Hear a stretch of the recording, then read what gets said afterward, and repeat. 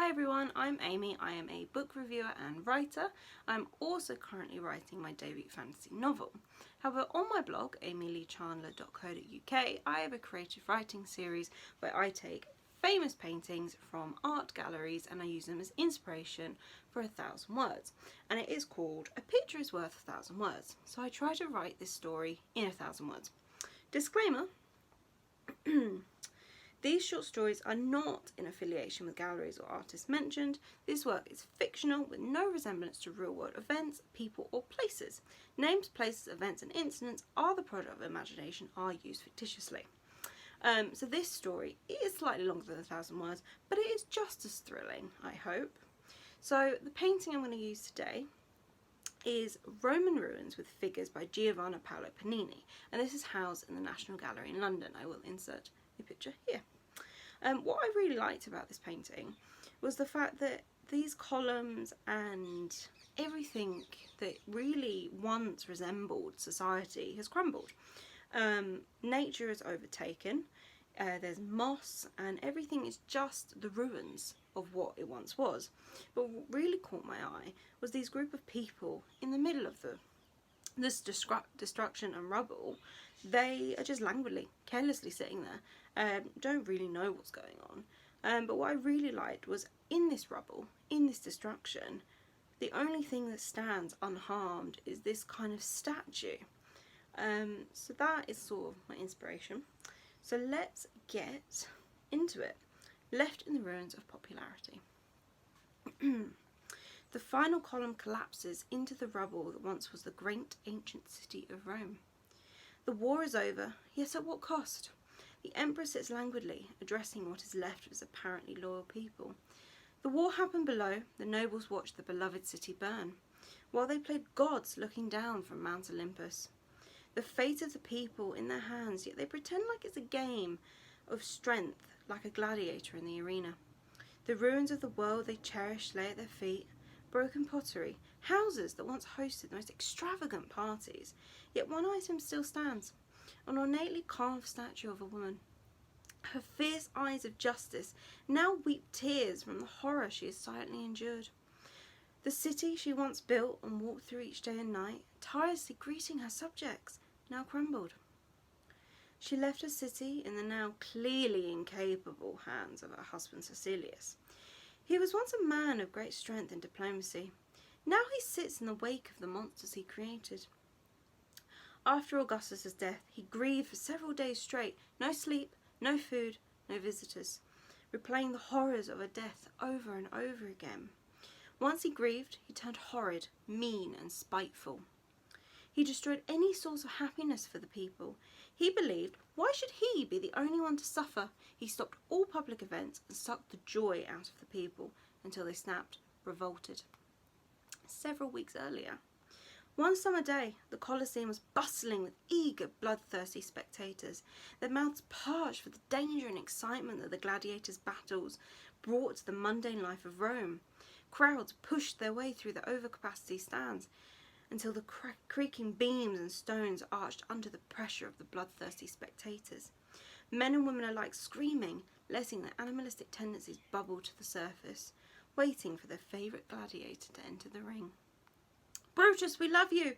Oh, Brutus, we adore you! Crush your opponent!" The men and women cooed. Handmade banners waved in the air, blocking the view of those behind. Over in the royal box, the emperor and his nationally adored wife stepped into view. Behind them, the divine advisor bothered and fussed in every way possible to catch the attention of the rulers. Alas, they didn't listen. The applause was too loud and the crowd too hungry for the fight. "Sire, please, you must listen to me. It's not safe. The health and safety report conducted earlier this morning warns of wear and tear in the upper structures of this box. The stone balcony unstable. Please!" His warnings fell on deaf ears. Other members of the emperor's circle closed the gap between the rulers and the advisor. He was blocked out, a barrier of people always pushing him away from the emperor's ear. This was becoming more and more apparent over the last years. Power and popularity, gone to their heads, a greed that was so subtle but ever so dangerous when one is at the top. Backstabbers and conspirators alike working together, until one day they achieved their goals and turned on each other, leaving nothing but bloodshed on their soft, polished hands. The divine advisor worried his lip and wrung his hands in anxiety. "Oh bother, what to do?" he muttered. He stood on his tiptoes and bounced up and down, trying to get a look at the carnage that was about to ensue. More crowds appeared, and he was pushed back again into the shadows where he would live the rest of his life. The shadows of grief, blame and guilt, drawing his thoughts further into himself, until one day he becomes a shadow of the man he once was when he was popular in the divine ruler's circle. Once the accident happened, he was the one to be blamed. Cecilius would never listen to reason until it was too late, and only when he was convinced it was actually his idea in the first place. Cecilius and Augustus swooned under the applause of their adoring public. Their eyes watery under the gazes of admiration, the crowds poured their gratitude into throwing gifts, flowers and gold as the couple waved. Augustus waved her hand to shush the crowd, her delicate flourish quieting the hungry crowd in seconds.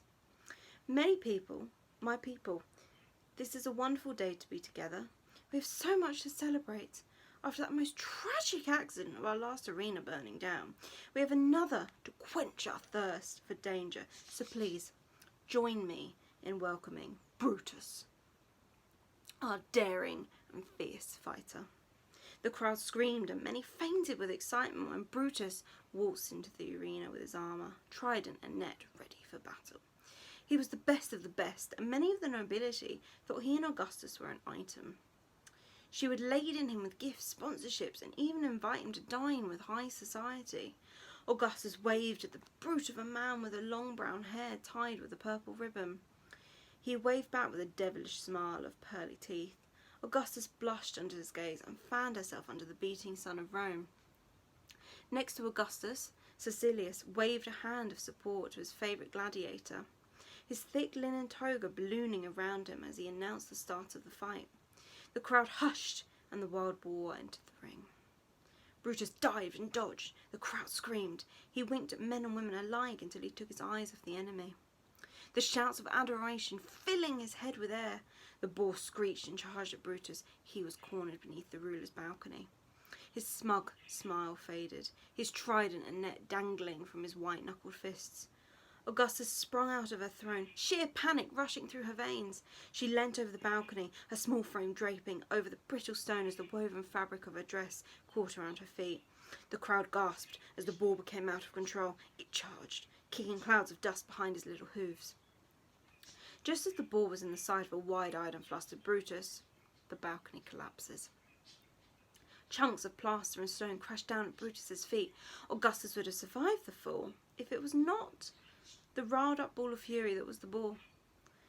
Just as she fell, the animal, with its teeth bared, attacked the beloved ruler. The crowd hadn't caught up to what had happened and continued cheering. Cecilius was paralysed with shock. He sat motionless. The nobility peered over the now sheer drop of the balcony, sniffed and walked away, leaving the advisor to crawl out of the shadows and scream in horror and faint at the mangled body of his mistress. Brutus, too distraught to fight, kneeled down by Augustus's body. The boar attacked him until the crowd realised what had happened. The crowd's screams of triumph transformed into cries of help and pain. They ran in all directions, some crashing into one another and falling to the arena. That was weeks ago. Now Cecilius sits in the ruins of Rome. His only companions are his advisors and a handful of nobles. "This is your fault," Benedict pointed at their once adored emperor. A chorus of agreement followed the man. "Yes, I agree. You took everything from the people because you would rather sit in misery than honour the beauty that was Augustus." Another spat. The advisor nodded in silent agreement. He knew what he had to do next. The fallen emperor stood up and looked at the ruins of Rome, the people fighting one another, attacking any image of Cecilius that remained. He was the single cause of their misery. Now he was nothing without the love of his people, the power of his wife, or the popularity of his circle of close acquaintances. His back was turned away from the party of angry rich men. He dropped to his knees in anguish. "This ends now," the divine advisor croaks. He reveals a dagger shining with poison. So, there you have it. That is Ruins of Popularity.